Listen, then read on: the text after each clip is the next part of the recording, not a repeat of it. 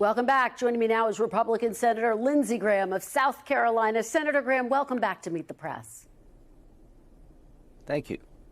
Thank you for being back. So let's start with the Epstein files. Let me ask you the question I've asked everyone. You've just heard my conversations. Do you think that the Jeffrey Epstein files should be released in full, Senator? Yeah, I like what the Speaker said. I'm on board with Speaker Johnson to release as much as you can, protecting victims the best you can. All right. Well, let me ask you about this twist that happened this week. President Trump seemed to want to try to shut down questions about the Epstein files by accusing former President Obama of treason. This came as his director of national intelligence, Tulsi Gabbard, declassified documents which allege top Obama officials manufactured information related to Russian interference in the 2016 election. Now, Senator, as you are well aware, this actually contradicts a bipartisan Senate intelligence report led by Marco Rubio, which found that Russia did, in fact, interfere in the election. Do you actually believe that former President Obama committed treason? Well, I think somebody needs to look at what we found. The Intel Committee looked at the matter, and they said in 2017, the intelligence analysis of 2017 showing that Russia was trying to interfere in our election was real. They didn't achieve their goal. But what she found, Ms. Gabbard, is that in 2016, the intelligence community told President Obama there's no evidence that Russia was involved in trying to change the outcome of the election, and he supposedly told a group of people, keep looking, and the analysis changed.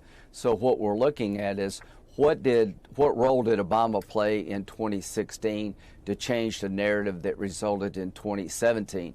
I'm not alleging he committed treason, but I am saying it bothers me. It's disturbing that this is new information. And now you got the number 2 guy at the FBI, Mr. Bongino, saying he's seen things that has changed his life, and I assume now he's referring to Russia. So the best way to handle this is if there is evidence of a crime being committed or suspected evidence of a crime being committed, create a special counsel to look at it. I think that's the best way to go. Okay, let me follow up with you on your calls for a special counsel investigation.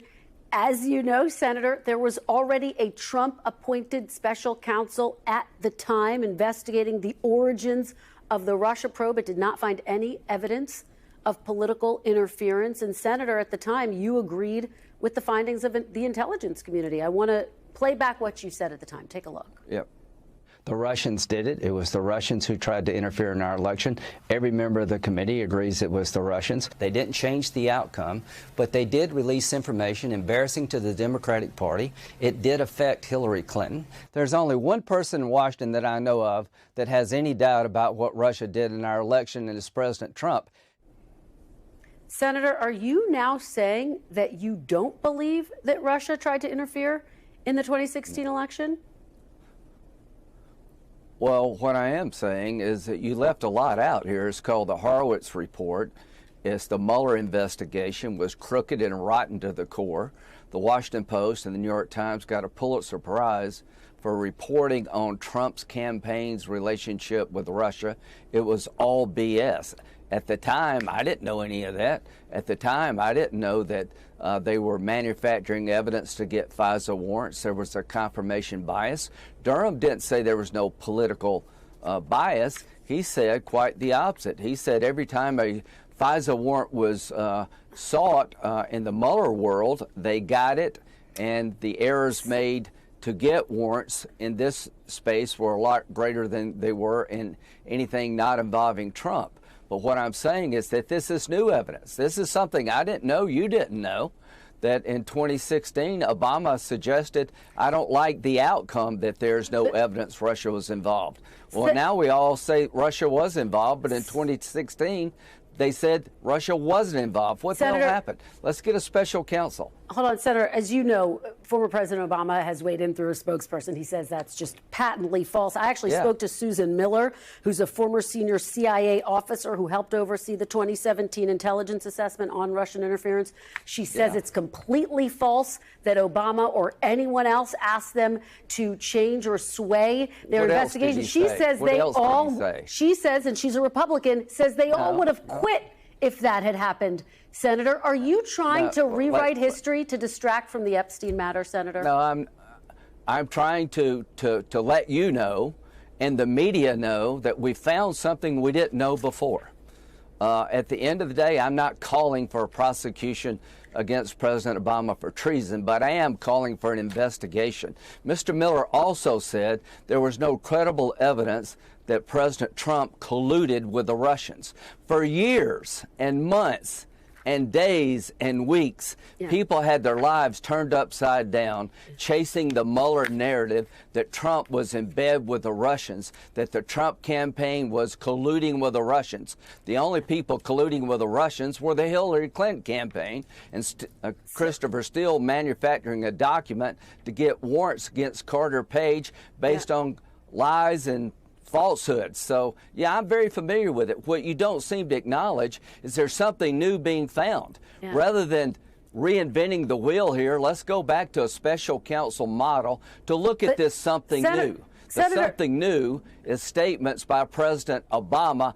I don't like your analysis. Russia wasn't involved here in 2016. Senator, you're saying there's something new. This report goes back to 2020. It's 5 years old. There's actually nothing new in this report and nothing that changes any conclusion. But I want to talk about Gaza. Turned over is new to me.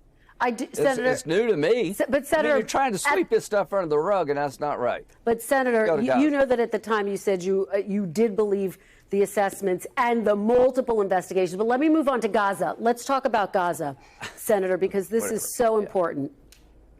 As I just talked about with the House Speaker, the world is just watching this humanitarian crisis unfold. President Trump said he told Prime Minister Netanyahu to, quote, finish the job this week. I know that you are in touch with President Trump. You're in touch with Israeli officials. What are you anticipating is going to happen next? What does finish the job mean, Senator?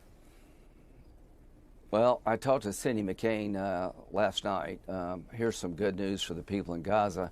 Humanitarian quarters are now going to be open. Israel's going to work with the UN, the World Food Program, to get some food into these people who need it. But I think what the topic we're talking about today is a change in strategy. I think President Trump has come to believe, and I certainly have come to believe, there's no way you're going to negotiate an end to this war with Hamas. Hamas is a terrorist organization who is chartered to destroy the state of Israel. They're religious Nazis.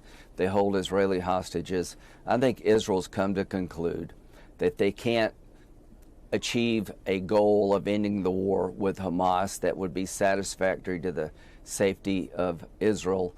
And if they're going to do in Gaza what we did in Tokyo and Berlin, take the place by force, then start over again, presenting a better future for the Palestinians, hopefully having the Arabs take over the West Bank and Gaza. But I think going forward, Christian, you're going to see a change in tactics, a full military effort by Israel to take Gaza down like we did in Tokyo and Berlin.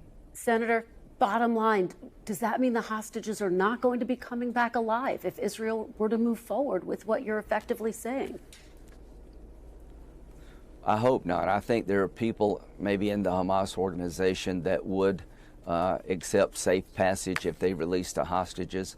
If I were Israel, I'd make that offer to Hamas fighters. You can leave safely. We want our hostages back. But here's the problem Israel has. They're losing soldiers 4 and 5 a week. I hope and pray the hostages will come back. Hamas could end this tomorrow by laying down their weapons and releasing the hostages. There is no future for the Palestinian people as long as Hamas is around. So all I can say is that you're going to see, I think, in the next days and weeks, a military effort to destroy Hamas akin to what we did in Tokyo and Berlin to destroy the Nazis and the Japanese. Well, we all are praying for those hostages still. Senator Lindsey Graham, thank you so much. We thank you for watching, and remember, stay updated on breaking news and top stories on the NBC News app or watch live on our YouTube channel.